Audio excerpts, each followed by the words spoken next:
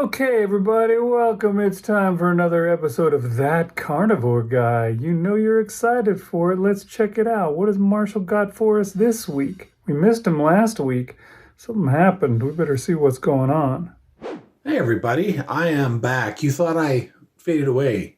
You thought I was gone. You thought I'd failed in my mission to lose weight and to be healthier and to be that carnivore guy. That's who I'm trying to be, is that carnivore guy. The guy that people know is a carnivore. That he's not going to be eating the donuts and the chips and the cookies and the cakes and the whatever else. He's the guy that's eating hamburgers. He's eating steaks. He's eating shrimp. He's eating, what else? Pork belly. He's eating bacon. He's eating eggs. He's eating all kinds of good, healthy, nutrient dense. I love that word. Nutrient dense animal products. And is feeling pretty good about it. Yeah, it's been 2 weeks. I kind of got, even today, I was like, I don't know if I'm going to be able to record.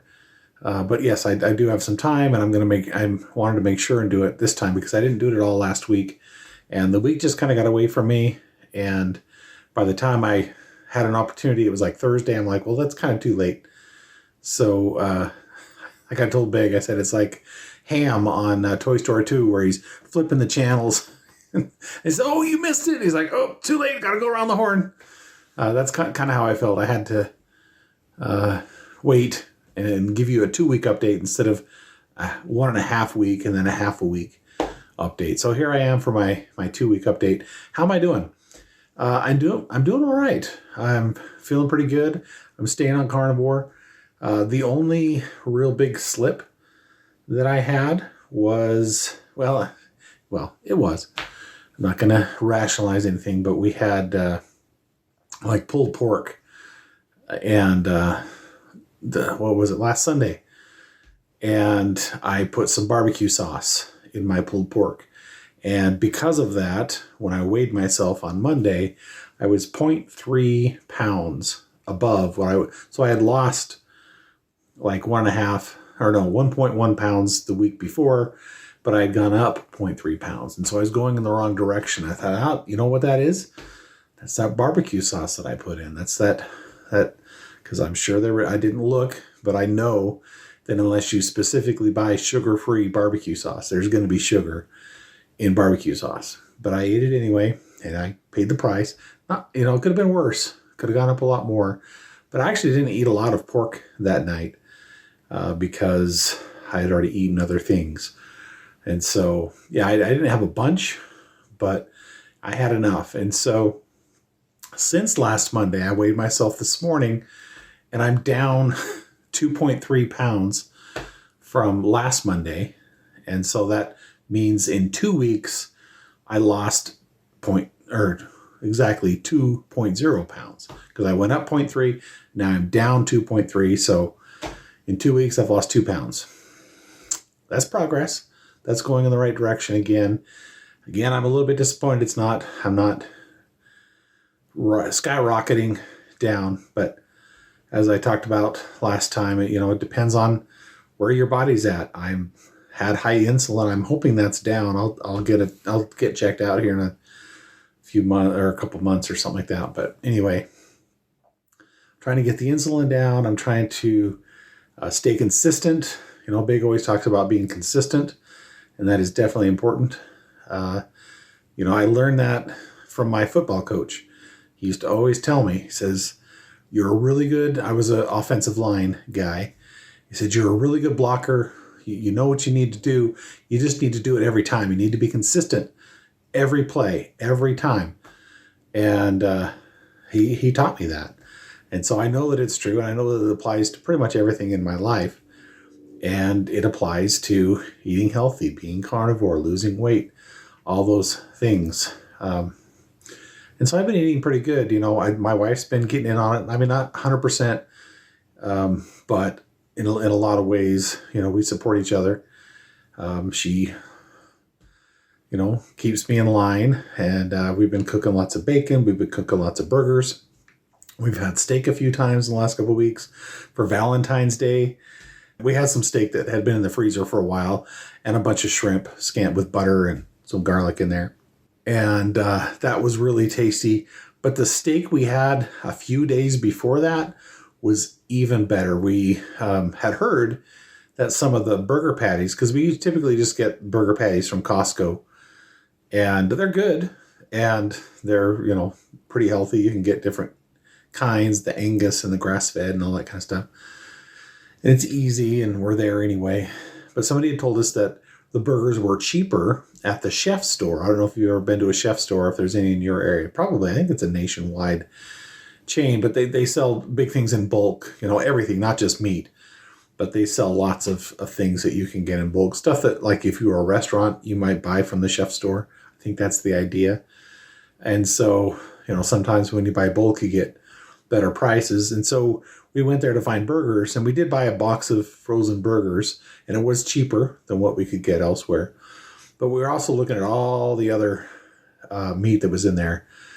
And we decided that we were going to splurge, and we were going to get a big old 22 pounds? But it was a big ribeye, a rack of ribeye steak. We've never done that before. We've heard about people buying these big racks, and, you cut it into your own steaks. And so we did that, and it took us a couple days, and man, it's a chore to cut that. I mean, we don't have the best knives, we're not equipped to cut, we don't have big butcher knives, and they're not that sharp. So it took us a bit, and our fingers hurt afterwards. But yeah, we cut up all those steaks. And so that night we had fresh steak that we had just cut off of this rack. And then we froze the rest. And we have lots of that steak ready to go. And it was worth the price. I mean, yes, it was a couple $100 or more. But, you figure, how many steaks did we get out of it? I think we got 16 to 18 steaks out of it. And we were trying to get, like 22 or 20, however many pounds it was. We were trying to get that many, but it's hard. It's easier to cut them a little bit thicker. And so anyway, I'm going too long into it, but maybe this is interesting to you. But I should have taken some pictures of the steak, but I didn't. Like the whole preparatory, all of us, how we went, the big, stack of steaks when we were done. But I wasn't thinking about taking pictures at the time. But it was fun. We ended up with a lot of excess fat. So I had big anklovich in my head. So I'm like, okay, this is my fat fries. We're going to, cut this up into smaller chunks, and we're going to have some fat fries. And so the next day, I think or maybe it was a couple days later, we froze some of the fat, but we had a bag in the fridge that we were going to use, and we stuck it in the air fryer and cooked it up and divided it up. And we didn't have a lot. It didn't cook. We didn't have as much as I thought we would, but we divided it up into 2 plates because both of us wanted to have it. And so, yeah, we had fat fry. We had our very own fat fries from our big old rack of steak. Ribeyes too. It was really good. But I should have said, when we cooked that fresh meat up, that steak, oh my gosh, that was so good. That was like, and we dip it in butter and all that kind of stuff. It's so good. So good. What else did I have? I don't know, lots of different things, but just mainly burgers, bacon, and steaks. And we had some shrimp.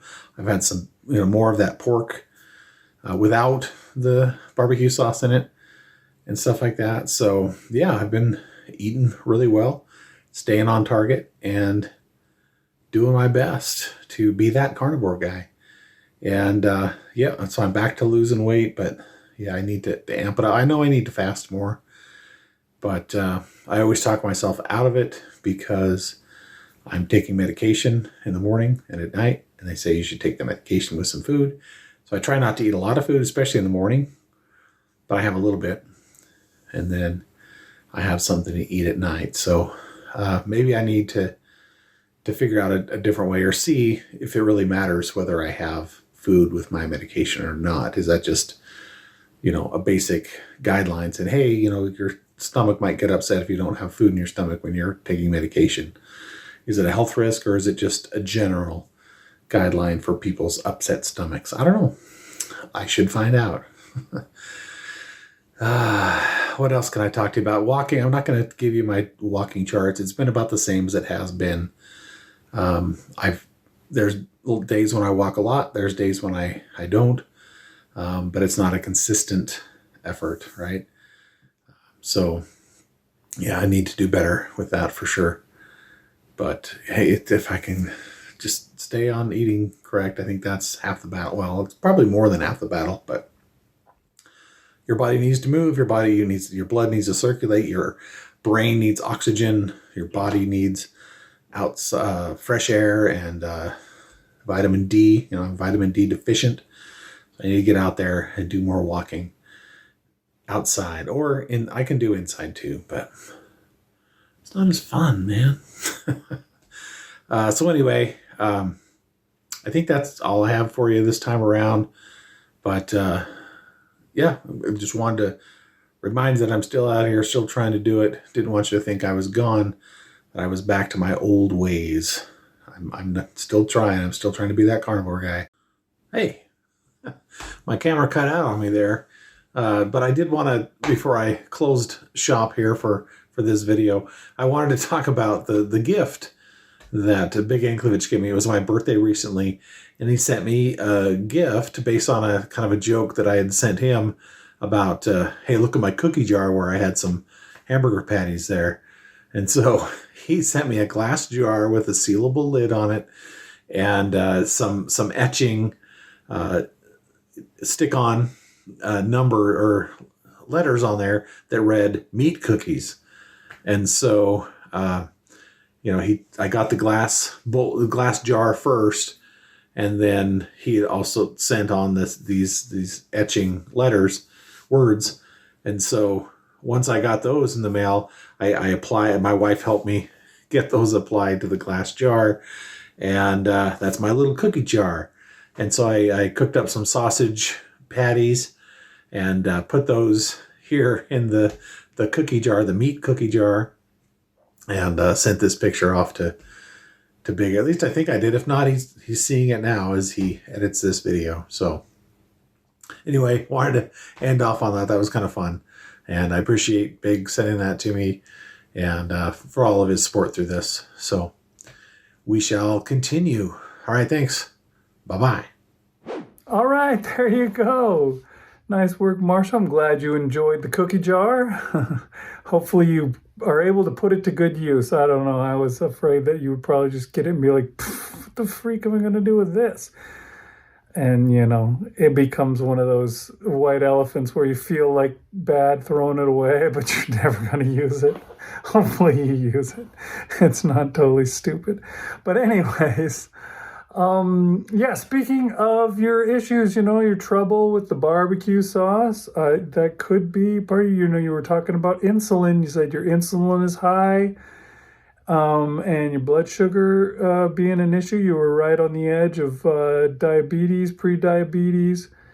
You want to avoid that barbecue sauce for sure. Anything with sugar in it. In fact, anything with sweet in it, you really ought to avoid, because your body doesn't really know the difference. It's one of the main reasons why diet sodas don't help people lose weight, because your body goes, oh, here comes sugar, and it makes a bunch of insulin anyways. So even if you specifically bought sugar-free barbecue sauce, it wouldn't really help. Your insulin would still stay high, and you wouldn't be able to lose weight. So avoid that stuff. If you want to get the insulin down and stay away from diabetes, then avoid anything sweet, and you'll do all right. Keep at it. You're doing good, Marshall. Way to go. Okay, folks, we'll see you next time on Big Anklevich on Health.